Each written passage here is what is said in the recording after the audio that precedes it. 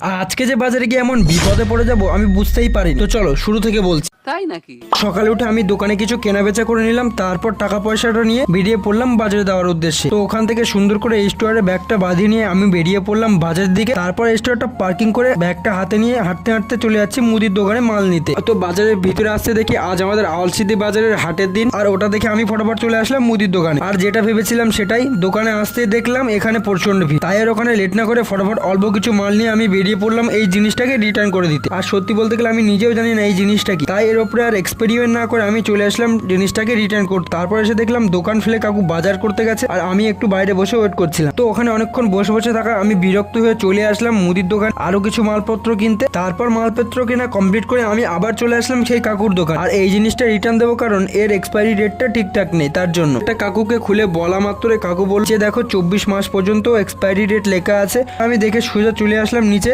আর একগুলো নিয়ে সোজা চলে যাচ্ছি বাড়ির দিকে। এদিকে বাড়ি যেতে থাকি, তোমরা ততক্ষণ ভিডিওটা লাইক আর চ্যানেলটা সাবস্ক্রাইব করে দাও। Bye bye.